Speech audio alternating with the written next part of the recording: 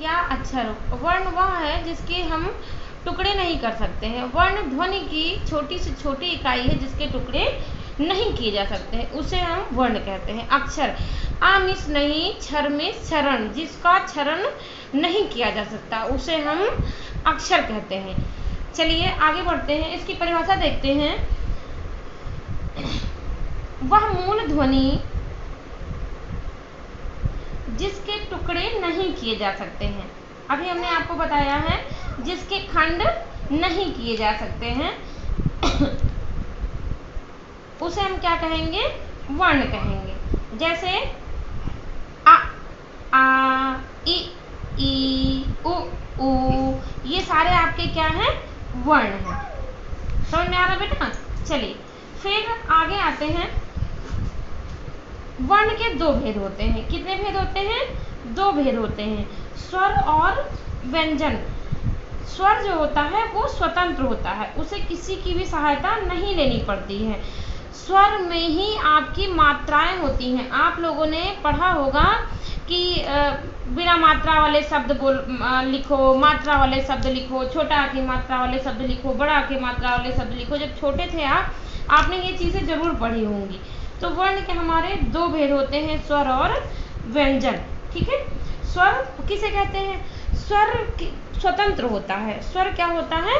स्वतंत्र होता है, इसे किसी की भी सहायता नहीं लेनी पड़ती है। स्वर, पहले हम स्वर पढ़ लेते हैं फिर व्यंजन पढ़ते हैं। स्वर हमारे कितने होते हैं? 11 होते हैं। आपको पता ही होगा आ ई उ ये सारे कितने क्या हैं आपके? आ से लेके औ तक ये सारे आपके क्या हैं? स्वर हैं। ठीक है ना, ये स्वर हैं। अब हम आ जाते हैं बेटा, स्वर के भी भेद होते हैं। स्वर के भेद, स्वर के 3 भेद होते हैं। कौन से होते हैं? 3। एक होता है हास्य, दूसरा है दीर्घ, तीसरा है प्लुत। चलिए पहले पढ़ते हैं हास्य स्वर। हास्य स्वर में, हास्य स्वर को बेटा हम लोग अल्प प्राण भी कहते हैं। जिन स्वरों को बोलने में कम समय लगता है उसे हम अल्प प्राण कहते हैं या हास्य स्वर कहते हैं। जैसे आ, ई, उ, रिल। ओके, देन आ जाते हैं दीर्घ स्वर। दीर्घ स्वर एक आपका ये था अल्प प्राण, ये हो जाएगा हमारा महाप्राण। क्या हो जाएगा? महाप्राण। अल्प प्राण मतलब कम समय लगना, अल्प प्राण का इसमें दीर्घ स्वर में ज्यादा समय लगता है। जैसे आ, ई, उ, ए, आई, ओ, आओ। समझ में आ गया? ये आपका हो गया अल्प प्राण और ये महाप्राण, इसमें समय ज्यादा लगता है। अब इन दोनों से भी ज्यादा समय जिसमें लगता है वो आपका होता है प्लुप्त स्वर। जैसे ओम,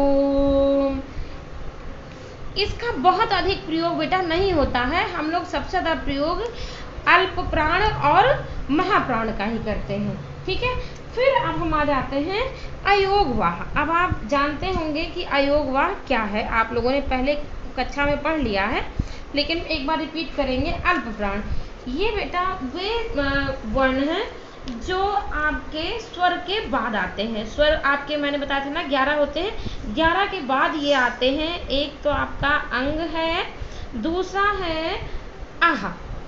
क्या है? आह। अंग को हम क्या कहते हैं? अनुस्वार कहते हैं, और आह को क्या कहते हैं? विसर्ग कहते हैं।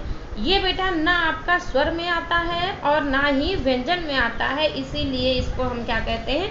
अयोगवाह कहते हैं। और ये दो वर्ण ऐसे हैं जो 33 व्यंजनों और 11 स्वरों के बाद आते हैं, इसलिए इन्हें अयोगवाह कहा जाता है। अंग को अनुस्वार और आहा को विसर्ग। यहाँ तो समझ में आ गया होगा ना। आगे चलते हैं। अनुनासिका, जिन स्वरों के उच्चारण में हवा आपके नाक व मुंह से निकलती है उसे हम क्या कहते हैं? अनुस्वार कहते हैं। जैसे आप लोग चांद बिंदी देखे हैं ना, यही आपका अनुस्वार है। अब हम लोग कुछ शब्द लिखते हैं इसके लिए। गांधी जी, चांद बिंदी लग गई ना इसमें, तो यही आपका क्या है बेटा, अनुस्वार है। फिर आंख,